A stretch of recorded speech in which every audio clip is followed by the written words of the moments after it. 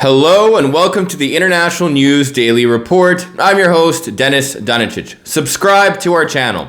Now let's get right into our main report today, which concerns an investigative report done by the Associated Press on human rights violations and more specifically, massive detainment and torture in Myanmar. What is essentially being alleged and accused is that the government, the military government of Myanmar, known as the Tatmadaw, has been going on a systematic and methodical campaign of torture of its citizens, civilians, protesters, etc.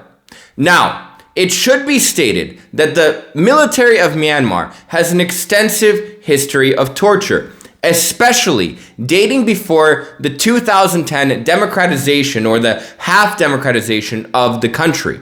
And in recent years, before the military coup that occurred in 2021 and put the military in power in place of the democratically elected government, the military has still committed acts of torture and human rights violations.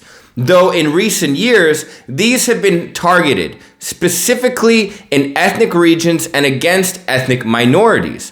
Now, what has been going on has been completely national. It is no longer regional, and everyone has become a target, with people ranging from 13-year-old high school teenagers, middle school teenagers, to Buddhist monks being arrested, detained, and tortured.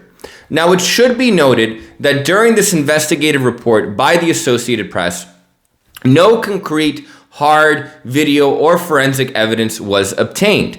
The report was established through eyewitness testimony that actually aligned with one another of former prisoners and military personnel that defected and left Myanmar.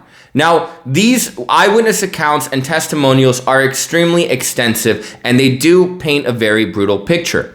The government of Myanmar, the military government, has refused to answer any questions or comment on these allegations. And they said, quote, "We will not answer these nonsense questions." That is an actual quote, which is not a statement saying that they have committed this torture or have done this torture, but it is also not refusing these allegations or denying these allegations.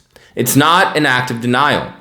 So what seems to be going on, and keep in mind, this is, while torture and detainment have been extremely common in Myanmar's history, this is the largest and most significant amount that it has occurred in. It has become so pervasive and so large and endemic in the nation after February of this year, after the military took control, that community institutions and different infrastructural buildings such as town halls, community buildings, even a royal palace have been transformed into interrogation centers.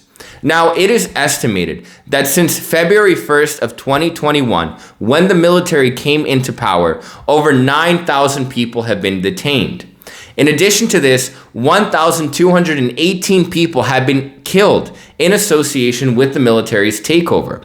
Of these 1,218 deaths, 131 have occurred while in detention or in military custody. Now, it should be noted that the military in Myanmar has a history of actually publicly not just accepting its crimes against humanity or its brutality, but bragging about it, putting on state TV killings or videos of prisoners that have been beaten by the military. It has been openly brutal about this, but now it's very quiet and it seems to be making an extensive effort to hide the evidence.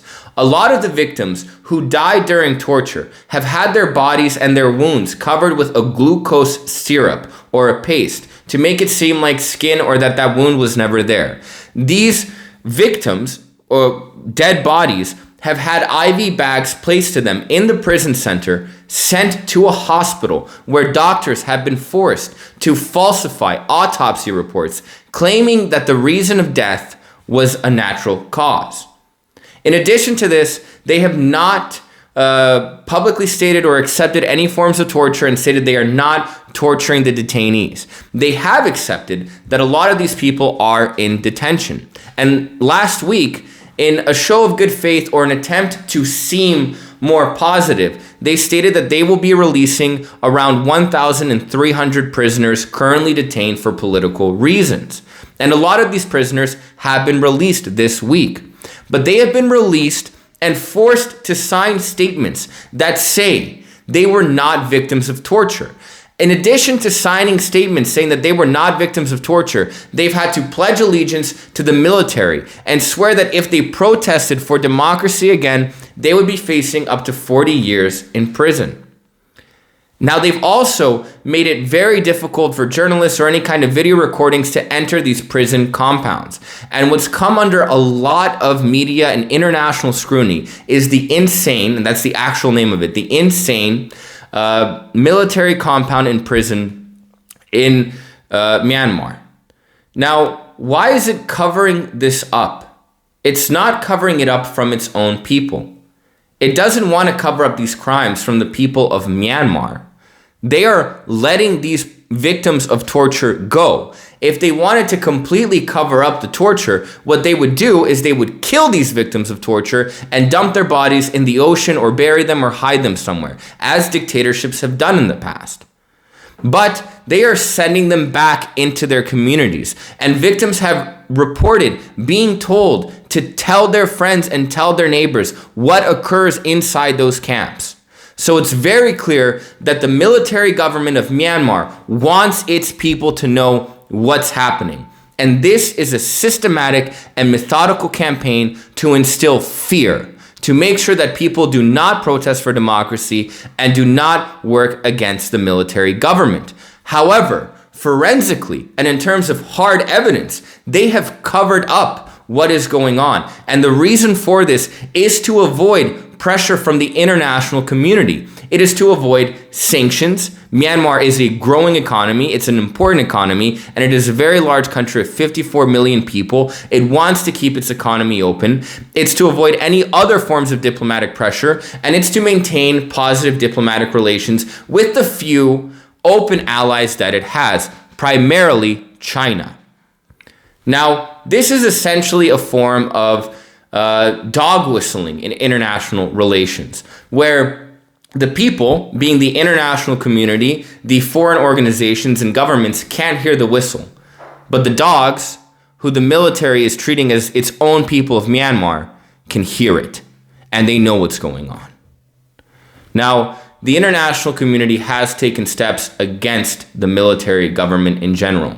Our last report was on how ASEAN, which is the Association of Southeast Asian Nations, the most important trading bloc and international organization in the region, refused to host military general and de facto head of state Min Aung Hlaing at its yearly summit this year.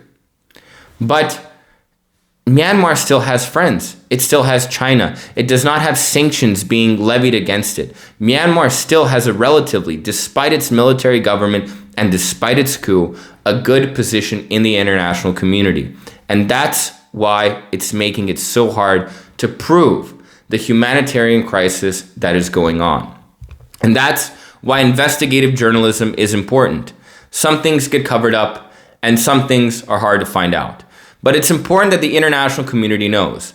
And I want to state, also as a form of, I'm not an investigative journalist and I don't consider myself one. I only report on the information that I find. But what I will say is this: I cannot 100% confidently say that the military government of Myanmar has committed these acts. There is no hard evidence. But I do believe the victim statements, and that is my own personal belief. But let me know what you think. Comment what you think is actually happening. Comment how you think the situation will develop. And comment if you think the international community will do anything or if it even gives a shit. Thanks for tuning in, and I'll see you next time.